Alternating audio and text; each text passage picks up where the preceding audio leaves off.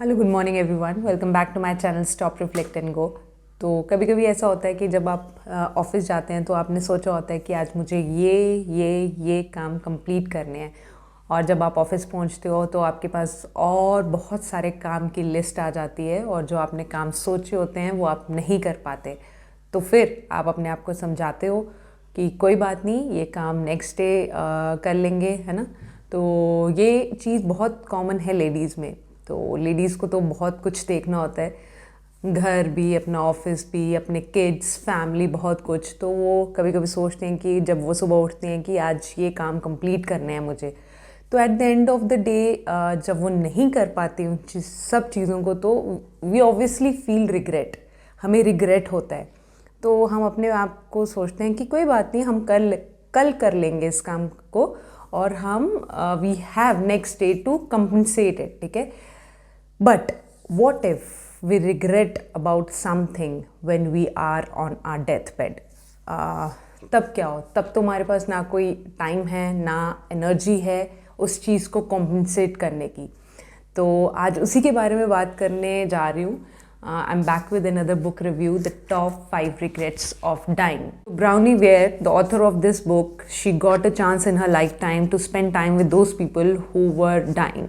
तो उनको ये चांस मिला अपनी लाइफ में कि वो उन लोगों की टेक केयर कर सके जो मर रहे थे, है ना। या आप कह सकते हैं जो अपने लास्ट 10 वीक्स में थे।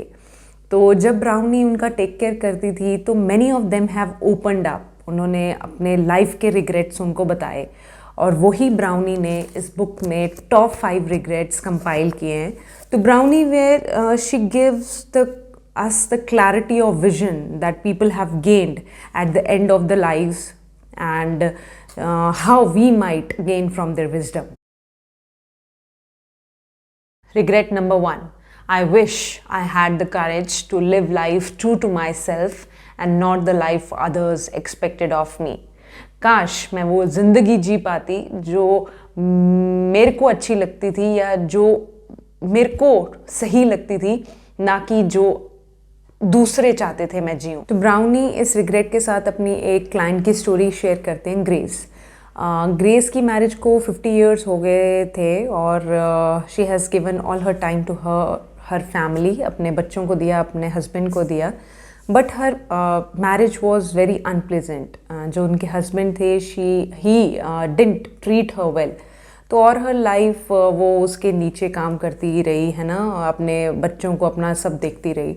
तो at the end of her life, at her death bed, तो अपनी ब्राउनी को शेयर करते हैं ये रिग्रेट कि मैंने क्यों वो ज़िंदगी नहीं जी जो मैं जीना चाहती थी, क्यों मैंने अपने हस्बैंड को रूल करने दिया अपने ऊपर, क्यों मैं वो कह नहीं पाई जो मैं कहना चाहती थी। तो कहती हैं कि ब्राउनी को बोलती हैं कि आप मुझे ये प्रॉमिस करो कि आप you will live your life true to yourself. तो बोलती हैं क्यों मेरे पास इतनी करेज नहीं थी। तो हमें ये विजडम मिलता है इस रिग्रेट से, that we should be brave enough and have courage to live the life we desire and not the life others expect of us. Regret number 2: I wish I had not worked so hard. काश मैं अपनी ज़िंदगी में इतना काम नहीं करता। तो ये रिग्रेट जॉन की तरफ से आया था। जॉन उसको अपना काम बहुत अच्छा लगता था, और ही enjoyed the status that his work gave him, ठीक है। तो जब हम काम करते हैं, हमारी सोसाइटी में एक स्टेटस बन जाता है, तो हम उसको इंजॉय करना चाहते हैं, और उसको इंजॉय करने के लिए हम और वर्क हार्ड करते हैं, और पैसा कमाना चाहते हैं, और स्टेटस लाना चाहते हैं। तो ये रिग्रेट उससे आया था। तो उसकी स्टोरी ऐसी थी कि वो उसकी वाइफ थी मार्गरेट, और they were happily married, they had children, और उनके पास वो सब कुछ था। तो मार्गरेट जो उसकी वाइफ थी, वो जॉन को बोलती रहती थी हमेशा कि चलो ट्रैवलिंग पे चलते हैं, अभी हम फ्री हैं, हमारे बच्चे बड़े हो चुके हैं, तो इतना बड़ा घर है, लेट्स सेल दिस होम, और इससे हम छोटा घर ले सकते हैं, हमारी नीड्स भी पूरी हो रही हैं। तो वो कंटिन्यूसली अपना ट्रैवलिंग का देखती रहती थी, और बोलती रहती थी जॉन को कि अब रिटायरमेंट ले लो, अब हमारे पास बहुत कुछ है। पर जॉन को वो स्टेटस बहुत अच्छा लगता था अपनी सोसाइटी में।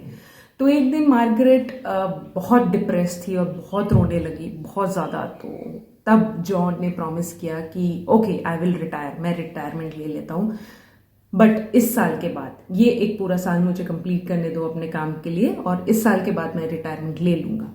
तो वो बहुत खुश होती है उस दिन, बहुत खुश होती है। तो उसके बाद थोड़ी ही देर के बाद जो मार्गरेट होती है ना, उसकी wife, she suffers from some illness, उसको कोई बीमारी हो जाती है, और जॉन की रिटायरमेंट के जस्ट 3 महीने पहले उसकी डेथ हो जाती है।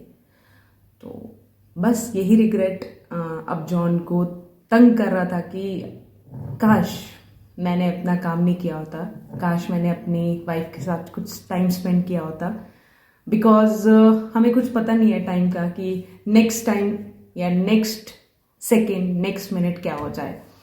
तो ये सेकेंड रिग्रेट था, I wish I had not worked so hard. Regret number 3, I wish I had the courage to express my feelings. काश मेरे में इतनी हिम्मत होती कि मैं अपनी फीलिंग्स को एक्सप्रेस कर पाता। तो ये रिग्रेट जोसेफ की तरफ से आया था, हु वॉज 94-year-old मैन। तो he was survivor of Nazi camp and he had worked very hard for his family to keep them happy, because वो उनको बहुत प्यार करता था, है ना। तो जब ये सुना रहा होता है अपना रिग्रेट, तो कहता है कि मेरी फैमिली ने बहुत कम देखा है, मैंने जो स्ट्रगल की वो मेरी फैमिली को इतना पता नहीं है। तो कहता है काश मेरे पास इतनी हिम्मत, इतनी करेज होती कि मैं अपनी फैमिली को बता सकता कि मैंने क्या कुछ किया आपके लिए। तो इस रिग्रेट को पढ़कर मुझे लगा ये रिग्रेट शायद हमारे फादर्स को होता होगा कि वो कितना कुछ हमारे लिए करते हैं, but they never speak up, है ना। तो मतलब कुछ फादर्स देखा है मैंने कि आउट ऑफ कंट्री जाना पड़ता है उनको अपने बच्चों के लिए, है ना, अपनी फैमिली के लिए।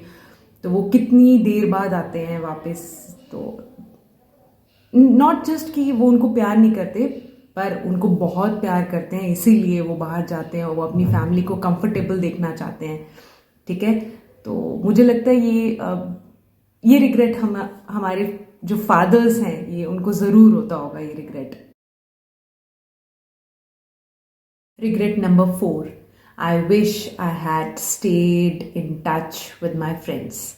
तो ये रिग्रेट डोरिस की तरफ से आया। डोरिस ब्राउनी की एक क्लाइंट थी, तो बहुत ओल्ड हो चुकी थी and she was suffering from certain illness. और एक बार ब्राउनी के साथ बैठ के वो बोलती है कि काश मैंने अपने फ्रेंड्स के साथ जो अपना टच है वो नहीं खोया होता, काश मैं उनको अभी ढूंढ पाती, या काश मैं उनसे बात कर पाती।